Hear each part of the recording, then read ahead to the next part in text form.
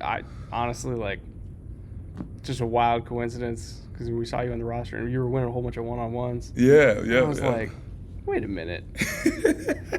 I was just talking to this guy.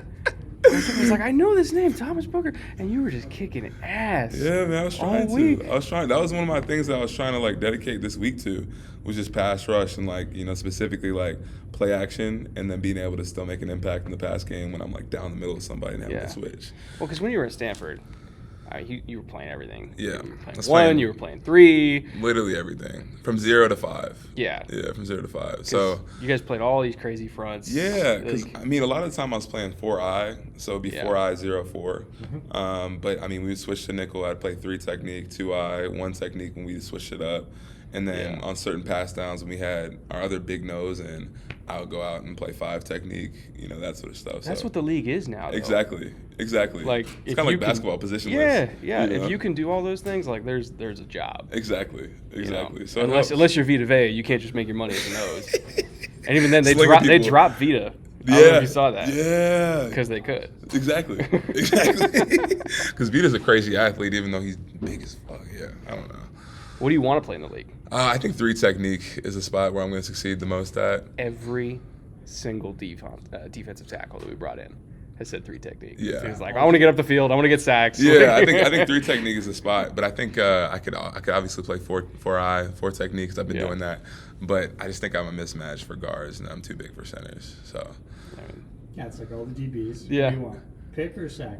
Pick. Oh, pick. Yeah. Right. Well, even if it's a sack, fumble, touchdown. Yeah. I want to play 3. Exactly. Yeah. Everybody wants the ball. Everybody wants to turn over. It's a defensive mentality. Yeah, exactly. You got to get the ball at the end of the day. Look at the Cowboys. Yeah, and on the positionless piece, it's funny because it started in the back end of the defense. Yeah. It was like, is he safety? Is he corner? Well, is he a linebacker? Mm-hmm. He's linebacker. He's star. And then it's just crept forward. Yeah, it's interesting how like in all sports though, like it's kind of switched from being like you have these specialty like niche players, to now you've got guys that have to be able to move like all the way up and down. You know what I mean? You have linebackers now where like the physical like prototype of a linebacker is not like Brian Urlacher anymore. You know what I mean? It's more like Fred Warner. Everybody looks for those, but not that many of them around. Yeah, Try to find somebody who's 250 that runs 4.4. That's what I'm saying, because you're asking people to do so much more now. Because you have all these different offensive players. You got like Travis Kelce's and everything like that. Yeah. So you got to be versatile. Do you guys? You guys are in NorCal. Do you guys ever watch the 49ers defense and see what Fred does? He's like, man, I wish we could run that. But. Oh my gosh! So I live with 2. I live with 2 middle linebackers. Number 14, Jacob Mangum-Farrar, and then 45, Ricky Miezon. So they. Oh my gosh! Yeah, we'd always watch those games together. And be like, yeah, we want to do that. He's like. Taking number 3 up the middle, and it's like Hollywood Brown running 4.3, having no problems. No problems. Nobody else can do that. Yeah. And it transitions well to be in the box too, because all of that athleticism, like the quick twitch stuff, you shed offensive linemen super quick. They don't even touch you. Guard comes up to the second level, gets shook out of his shoes, and then he's right in the backfield. it's a different era of line. You got Darius Leonard's 215. Yeah, well, Darius Leonard and my guy Bobby Okereke. Yeah, at Stanford. Yeah, Mr. Long Arms. Well, that's the thing. Both of them are light, but they're both. They're kind of the same 34-inch arms. They're kind of the same backer. They kind of drafted 2 of the same guys, and they're both doing really, really well. Who's like a young guy on Stanford that we got to know? Young guy, I'd say Caillou Bukele. Okay, is a guy. He could have came out this past year. But he came back. He's a really, really good cornerback. He's like 6 feet tall, like 185, 190. He was covering the hell out of Drake London this past year. Is he as good as Adebo? I think so. I think he could be. EJ was a big Adebo guy. That was my question. Yes. We share the same brain sometimes. It's handy. Yeah. It's shorthand. Nah, but Paulson, Paulson has been like that for so long. Like, I think everybody at Stanford knew that. Like, in all the sprints that we would have, he'd always be the guy that comes, like, full sweats and is, like, jogging. You know what I mean? Jogging to, like, the front. Leading, jogging, And his ball skills are crazy because he played wide receiver in high school. God, dude, some of the picks he would make. Oh, the cow the one-hander in the back. Oh God. Shit should have been the number 1 play on SportsCenter. But Caillou against USC had a pick 6 from Drake London. He was falling right behind him. Drake London gets a pass behind him, drops it. Caillou right behind him to the crib. When you guys play against a guy like London, Is it ever one of those like, I mean, He's getting 20 targets. What do you want me to do? He's getting 20 targets. 6'5". Yeah, he's getting 20 targets a game. He is the USC offense. So, I mean, he's going to get his. And I don't know how many yards he had through the games he played. I want to say it was like 1,200 plus. It was over 100 a game, I think. Right? Yeah, because I think he only played 8 or something like that. He ended up with like 1,200 yards receiving. Yeah. It's stupid. And it was with whoever, too, because Keaton Slovis wasn't in the entire time. Jackson Dart, the freshman, came in and he went for 220. Yeah. On Washington State. And, like, no disrespect to Slovis, but, like, he wasn't catching passes from Trevor Lawrence out there. No. Even though Keaton, so Slovis had his come out game against us. Yeah. I guess 2019. That was where the first round hype was coming from. Yes. It's from that game. And what's so weird about that is that, the whole JT Daniels to Keaton Slovis, and then Keaton Slovis to Jackson Dart, and then Jackson Dart is now at Ole Miss, and then, Caleb Williams is going to go to – it's crazy. It's like a carousel. He might go to Wisconsin. Really? That'd be crazy. It's the rumor. I don't know. We talked a lot about transfer portal this week and how it's changed just the face of the sport in like 2-3 years. Yeah. Like, it's completely different. Now we're talking to all of you guys, and we're talking to some of your compatriots yesterday, and it's like, so you're at Penn State. He's like, yeah, but I was at Duke for 4 years. Yeah. We're like, oh, so you're a Duke guy, but you're a line. Okay. And then we talked to guys who've been to 3 places, 4. That's crazy to me. And it's just a whole different world because you couldn't do that before because you had to sit out. So you couldn't go 4 places unless you got a medical. Like, it just wasn't possible. It was rare. It happened. Well, now guys, joke. I mean, with the COVID year now, guys can have a 4-year degree from somewhere and then go transfer 2 different spots. Yeah. You know what I mean? Or potentially 3 if you had a medical red shirt. Because you can have 7 you years could play eligibility. 6-7 years. It's like you got 26-year-olds coming out. It's the way we count years has changed completely because it used to be class, and class was kind of hanging on by a thread. Yes. Freshman, redshirt sophomore. Now it's like, how many years since high school? Yeah. Right. No, exactly. Does he have a mortgage with 2 kids? For real. I mean, we got a lot of guys from Utah on our team. So a lot of like Mormons. Oh, yeah. So we got dudes with like, wives and potentially like kids, people getting married, like Simi Fehoko from last year. Yep. He had a wife towards the tail end. So many dudes, Gabe Reed. Grown ass men. Yes, yeah. grown ass men. And BYU's got them in. Yeah, that's the thing. Utah, we've been talking to Yeah. And he knows once you have kids, you get dad strength, and they're a lot harder to handle. Grown man strength. We all notice it once people get married too. We're like, yeah, that's a grown man now. But did you play against Bam at Utah? So yeah, I did, but I didn't. He was playing left tackle. Yeah. And I was playing on the left side of the defense, so I was playing against the right tackle. Okay. So the guy I was playing against was Braden Daniels. Yeah. Okay. Number 78. No slouch himself. Yeah. No. I had. It was tough the first couple of times against him because, again, I'm playing 4-eye, and what Utah did really well was like they wouldn't give off keys that well. Yeah. So I had to play a lot of stuff honest. And in a 4-eye, like when you're basically playing head up on somebody like out that far away, it's tough when you don't have a key of like, all right, like the back is to my side, he's even with the quarterback, and the tight end's away. I'm probably gonna get a cutoff block, right? So I'm gonna cheat this down a little bit. But I didn't get any of that from them because they ran a lot of like pistol sets with 2 tight ends. So you can't.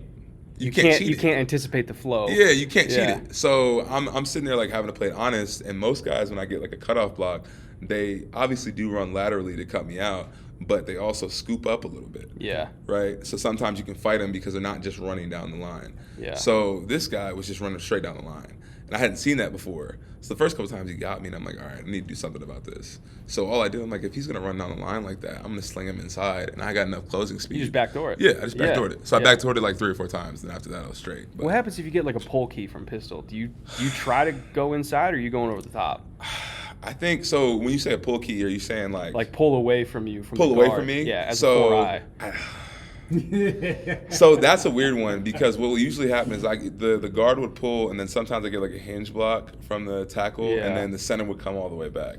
So a lot of the time, basically like a double. It is. So a lot of the time, like if I can feel that, then I might try to go over top. But we're all about gap integrity. So it's like I might just have to stay on the backside. You better hope that your safety on the back end is like, oh, he's going there. Yeah, exactly. Which. If I was playing a 3 technique though, and that guard pulled, then I'm going over the top, or I'm shooting it. Yeah. You know what I mean? So 4-eye is definitely a different position. But it's also extraordinarily necessary. Yes. In today's NFL. Yes. Because you're playing, it's a lot of 2 high safeties. Mm-hmm. So I was talking to the Chargers yesterday. Yes. They're like, yeah, we've been watching you for 2 years. Yeah, Staley needs a guy like you because exactly. that's what they want. Yep. They really want a guy that can play 4-eye, A, that can rush the passer, but B, that can. It's really more about reads at that spot. It's not just like, oh, he's taking on double teams. Like, you got to read. Yes. Because you're even in the box. Mm-hmm. So it's like you can't lose. You got to read it right. Well, yeah, because the thing that's like different about this week is that normally, like at Stanford, the only time that I would play, we called it back. Mm-hmm. So it would be like you're playing a zero technique and your center pulls either which way. Instead of you trying to dip under and follow him, you're gonna hit whatever guard he's going towards, right? Okay. So I'm playing zero technique. My center pulls left. I'm trying to hit that guard right there instead of trying to go underneath of it. Yeah. That usually only happens at like a head-up technique. Usually when you're in a shaded technique, you're following the pad, whichever way Is your it goes. backer just screaming over the top then? Yeah, that's what I guess he has to. Yeah, he has to. Yeah. So, but this week it's like I'm even having to do that in like a 3-tech. So normally in the 3 technique, like if I get a guard that's like, down blocking, I'm going right off the down block. Yeah. Right? But now like they're telling us that you need to he calls it pad back. Where instead of me just following that down block, I'm having to play back into the tackle again to make sure that gap is there. Interesting. Because they're trying to help the wash that might happen. Yeah. Because if they're not running zone that way, they might be trying to cut it back into that. Yes. Who's your defensive line coach this week? This guy from the Falcons. I'm forgetting his name right now, but yeah. So he's under Coach P's. It's his first year at the Falcons. Okay. Yeah, and I think he's like more like an outside linebackers coach. Okay. Yeah. That's the thing is like when you're coaching defensive line techniques, Yes. they also pair that together with how they coach the linebackers. So in the end, they're still getting a guy in every single gap. Yes. Everybody just kind of does it a different way. Yes, exactly. So it's like you kind of almost have to learn what your linebackers are going to do and what your safeties are going to do. And because we had like I think like 2 or 3 guys go out in the last 2 days.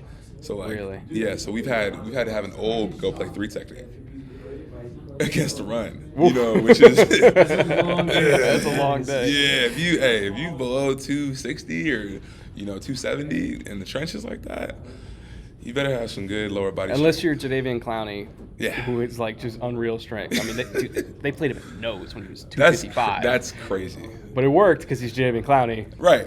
And at the end of the day, if you're strong, you're strong. Yeah, he was strong. you're strong. And he had 34.5-inch arms. That probably helps too. So speaking about long days, Yeah. you played against a ton of good players. Yeah. Who's a great player you played against? I'd say, it's a pretty obvious one. I'd say Panay Sewell. Oh, yeah. Definitely one of them, for sure, just because of like his combination of size and like his quick feet and agility. He kind of reminded me like of Walker Little, one of the guys from Stanford, but even bigger. I think Panay, when I played 330. him, he was like 330. Yeah. Yeah, so we were in the same class. So I was mad because he opted out for the COVID year, which would have been both of our junior year. So the last time I got to see him was my sophomore year, and we beat Oregon in overtime. I remember that game. That shit was crazy. We were talking about. So you remember that UCLA game? Yeah. That was like. Oh, at the end of the season? Yeah. Yep, God. Yep. You played in some crazy games. That's what people don't realize. And then the Oregon game this year. In the Oregon game this year, like Pac-12 after dark is a real thing. It's wild. It's wild. And what's funny about that UCLA game is the last play of that game, or the close to the last play of that game, I think that So there was a specific blitz that we run where if you remember Solomon Thomas in the North Carolina the Sun Bowl, when that kind of like catapulted his stop. Yeah. At the end of the game, when he got the sack on Mitch Trubisky. At the end, where he just came right through the middle. That game made him a top 5 pick. Yes, it was the exact same play, and I don't know what it is about teams, but they just do not block the 3 technique. Yeah. So I was playing that same spot, so I came through free, and I'm right on this dude's ass, and he throws the ball into the ground, and he gets an intentional grounding call. But thank God we got the intentional grounding call, because for some reason they called a pass interference on one of our people in the back, and it offset the penalties. So if he literally was just sacked on that play versus he threw it on the ground, First down. Yes. Yeah. What do you call it in the playbook? What pressure is it? I'm literally forgetting what it was called right now. We had so many different plays that switched names. Yeah. But that one, like specifically, there's 2 or 3 different games where, like, no one, I don't know what it was in the protections. But is it like a 3-man game? No, so it wasn't even a game. We were bringing the house.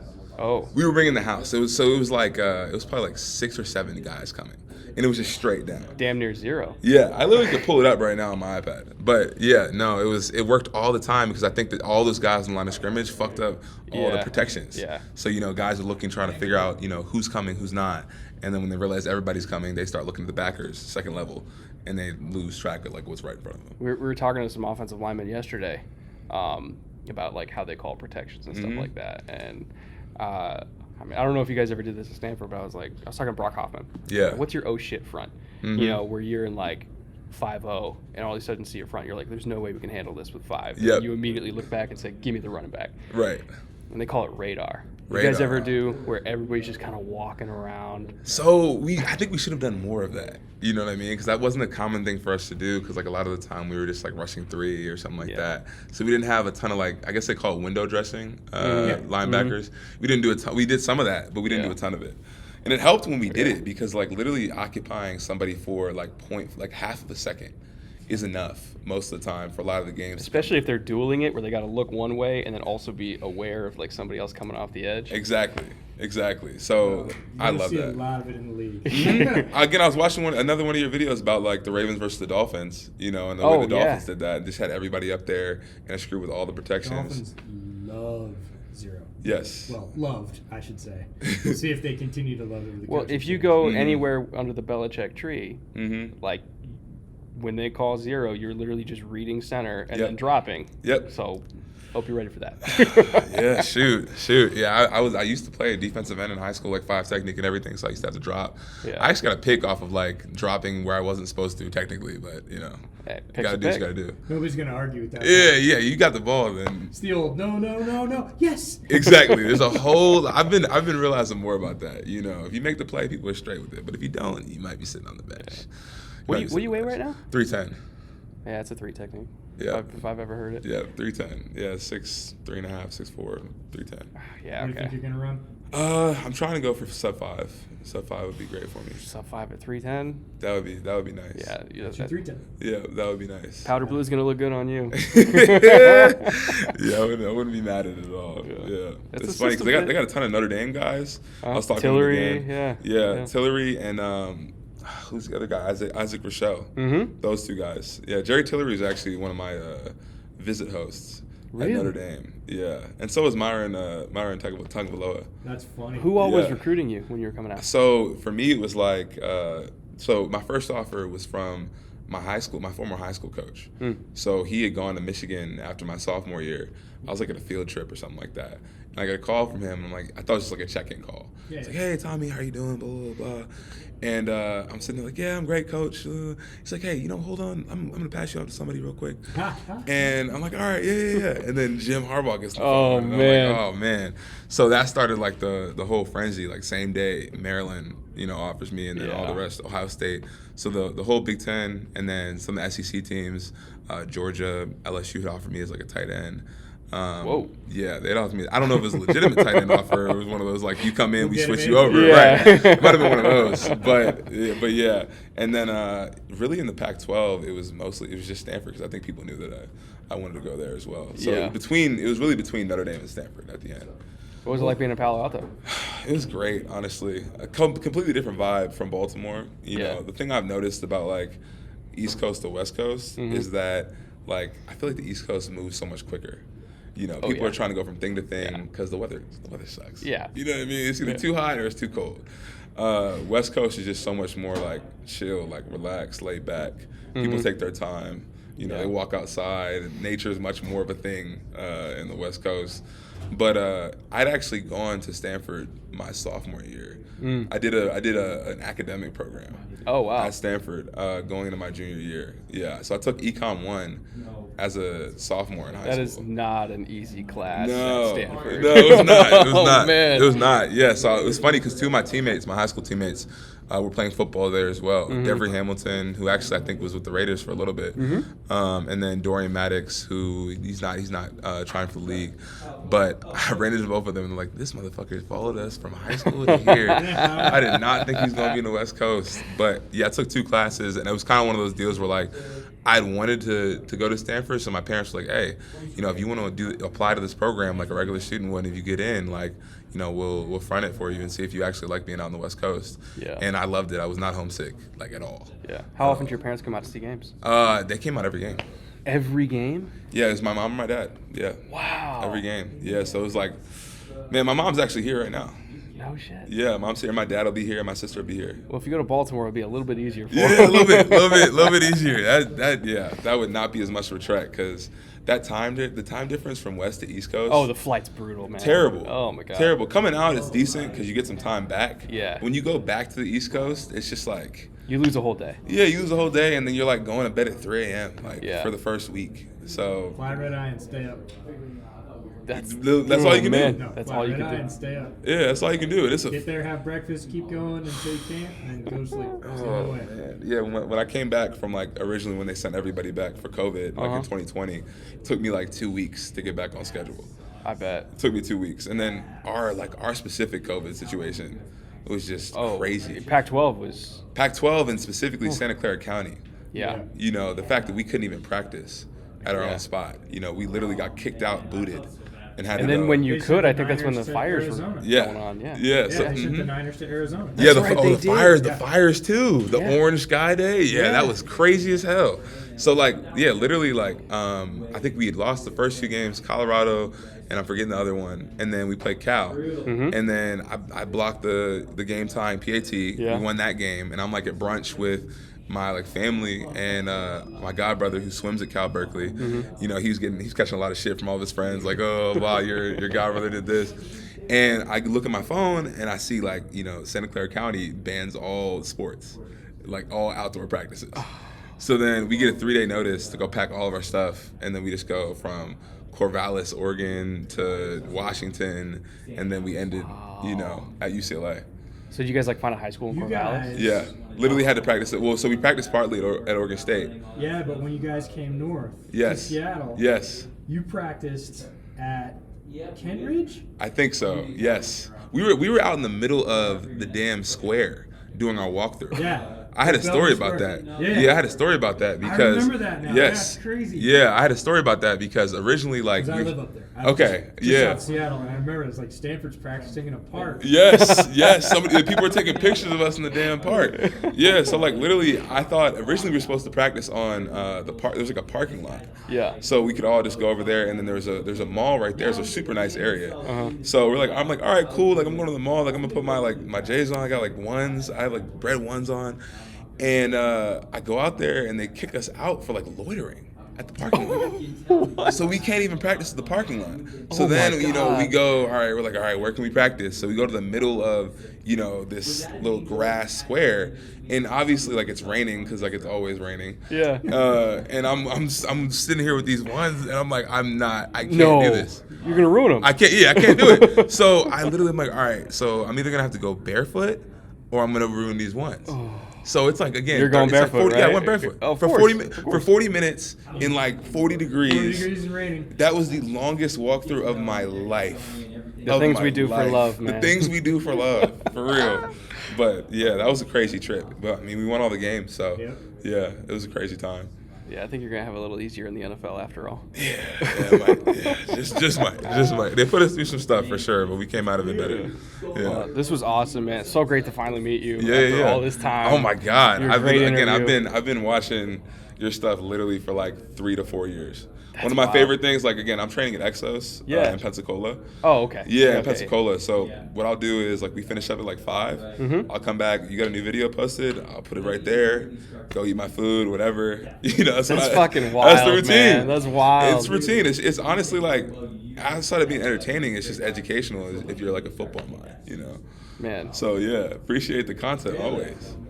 Bam too. Yeah. Bam's a subscriber. I seen that. Dude, this but no, that was crazy when you followed me on Twitter. I was like, yo, What? That's course, crazy. man. It's crazy. But nah, I appreciate y'all's time. I gotta support the Pac-12. That's my Got area. to. I think we've been doing a pretty good job at these practices. I think me and Kyle Phillips were like the practice players Oh of the day my yesterday. God, Phillips is He's been going crazy. Everybody held their breath when he went down today. Oh, he went down today. I didn't see. Just quit. He's back up. He's fine. Oh, He's over okay. there. Dude, he was talking so much shit. Oh, I'm already knowing. Our DBs, yeah. And then the other dude they had, 85, that tight end from UCLA. I don't think he's here. He's at Senior Bowl. Yes. He was a dog. He's a moose. He was a dog. I was like, what the hell? Running back went back. Oh, Charbonnet? He's going to come out. And he's going back for another year, which they're thrilled about, but we were like, Yeah. And then they also got Britton Brown as well. And then they had a guy from Stanford, Obi Ebo. He was a DB here for, I guess, 5 years, and then he grad transferred over there. He was doing law school at UCLA. That ain't easy. No, not at all. What was your major? So I was econ major and comm minor. So I was actually in Las Vegas, I guess a month and a half ago for the Campbell Trophy. Yeah. Yeah, so I was here. How the fuck did you do that? Yeah, I mean, because I went to, so again, I'm from Baltimore. I went to Gilman School. Yeah. It was a super like rigorous academic high school. I was gonna say, if you got recruited at Notre Dame and Stanford, and Michigan, what was your SAT? I had a 1470. Yep. Jesus Christ. Yeah, I had a 1470. Yeah. All right, I'm the dumbest one here by far.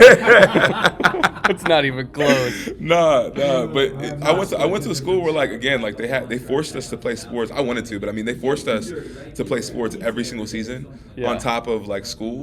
And I didn't live in Baltimore. I lived in Ellicott City, Maryland, which is between Baltimore and DC. So it was like a 45-minute commute every day. So I finished up classes like 4, go to football practice, whatever, end at 6. And I'd be back in the crib at like 7. And again, like high school, it's not like college. You're taking like 6 classes a day. Yeah. And they're every day. So I was kind of used to having to do some of that time management, compartmentalization, that sort of stuff. So you're going to be fine in the league then. Yeah, the hardest part for me was, man, that freshman camp.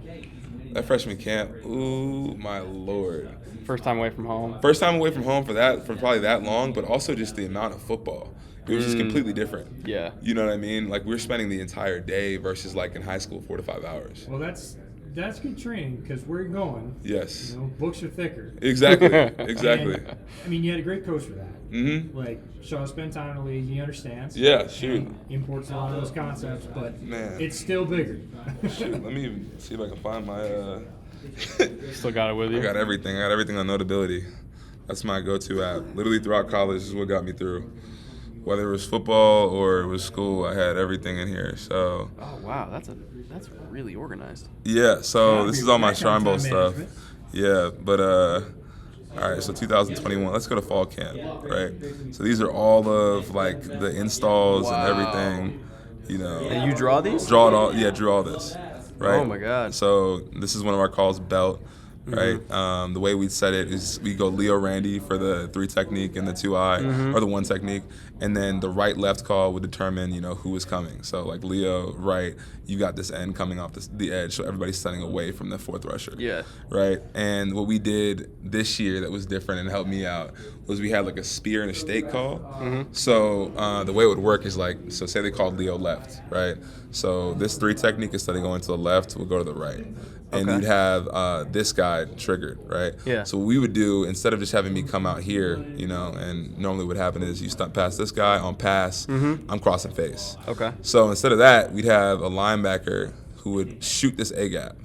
And what would happen is that if he shot the gap correctly, it would take this center out of the picture. So when I came right over the top like that. So he's going first, and you're going. Oh man. Yeah. It's kind of like it's kind of like a nut stunt a little bit, you know, except with the middle linebacker just instead different of the dudes. Exactly. So you literally just come free. If I set it up correctly, if I have my eyes looking forward and not looking in, I'd set it up perfect. So Vanderbilt had that ran perfectly, smashed it, dude. Oh. Yeah, but I love stuff like that. The way that we kind of just. Do you ever just like draw stuff up and take it to the DC and be like, hey? Yes, no. Sometimes what's funny is that a lot of the time the best stunts come out of like messing up in practice and like the wrong guy goes. That's how zone read was invented, right? Really? Yeah, it was in practice about 20 years ago maybe at this point now. Yeah, and so they were running inside zone. Yeah. And somebody messed up. And just kept the ball or something like that. And like they didn't. I think it was, if I remember correctly, they had they were supposed to lock on the backside end, and they didn't, and they just doubled the 3. Really? And so the quarterback saw that, and so he was just messing around in practice, so he just pulled it and took off around the edge. And That's they're like, crazy. Wait a minute. That's crazy. There's nobody. It's wild how much stuff happens by mistake. Yeah. You know what I mean? It's like we would have the wrong backer go and be like, wow, we kind of like that. You know, because a lot of the time that sort of stuff is what confuses offensive lines. Yeah. You know, the one thing I've noticed like throughout college, like as I've gotten older and all that sort of stuff, the more ways that you can make people play stuff honest, the better you're going to be off. Offense and defense, you know. When Same thing you said. Yeah. It was uncomfortable versus Utah because they wouldn't. Correct. So I had to sit in the middle. Exactly. Which means they're getting Exactly. an extra half step. Yep. And if that happens, you're the one catching it in the side, in the hip, out of the ear hole. Defensive players don't like to be dictated to. No. Players like to be dictated Yeah. to, right? And I think offensive players want to do it. Defensive players want to do it. So you're right. Whoever can do that, whoever can make the other guy play straight. yes, because straight means slower. Yeah. Half step. You know what I mean? Every single time. So, like, a lot of that has to do with, like, what kind of personnel you have. Because if you don't have the bodies to be able to play stuff straight and honest, then you need to cheat things as an offense to get to where you need to go. Then you're giving it up to the defense. But if you've got incredible athletes, you know, that's what you start noticing when you look at offensive tackles, right? Yeah. Guys that are extremely quick don't need to lean inside when they're going to do a cutoff block. They don't need to take weight off of their fingers when they're going to pull. They just do it. They just do it. Yeah. You know what I mean? So, like, that's what's hard to read. Yeah. And then you got to look at splits, and then you're trying to okay, is his helmet 6 inches behind the center? Yes. Trying to get clearance, like you're trying to gauge depth. Yep. Yep. And I think I was talking to one of the dudes outside. We were talking about Landon. I think Landon Tengwall from Alabama, the Alabama center. Oh, Dickerson. Yes, Landon Dickerson. Big dude. Yeah, and the big thing about him is. Yes. Yep. Yeah. The replacement for Kelsey. Yeah. Right. Yeah. Eventually. Hopefully. Yes. At some point. Yeah. Yeah.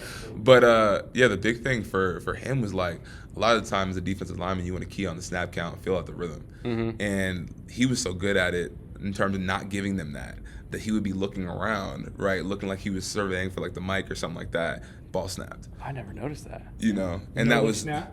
yes. Pat Mahomes of snapping. Yep. Yeah. Yep. That stuff is hard to do. Dude, that's rough. Yes. So you can never get a rhythm or feel, because a lot of the time, even if a center doesn't say something, then it'll be like you can feel like their butt go down before they snap. Right. But for guys that are, talented and pay attention to it and really work at it, like they can get to the point where you really, they can really sell you and stuff. Oh my God, I never even thought of that. Yeah. That's nasty. You know what he's gonna do. Yep. He's gonna go home and I'm gonna look at that. Because he's got it on hard drive. Yeah, no, check it out. I got all that Bama tape. I'm gonna go back and look. Yeah, it was one of the University of Kentucky defensive tackles. He was telling me about Marquand that. McCall? Yes. Yeah. Yep. Yeah, because they had plenty of battles. No, it's crazy. It's like little stuff like that gets you. And I try to implement that sort of stuff in my game in terms of like, one thing I really liked running was like the tech stunt, except not from a 3 technique, from a 2-eye.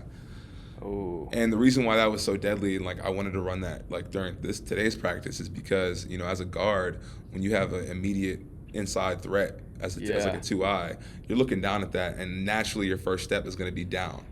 So for me, like that's one of my strengths is my ability to change direction and like. I was gonna say that's a long way to go from that alignment. Yes, but for me, like again, if I sell it with my eyes and I don't look out at all pre-snap, and it looks like I'm rushing that A gap, as soon as I like plant off of this right foot and I'm out of there, the B gap is huge because not only am I already over there, but he's stepping down. Yeah. So it widens everything out. So like even if that end doesn't end up getting it, I'm bouncing right off the tackle, and I'm in there.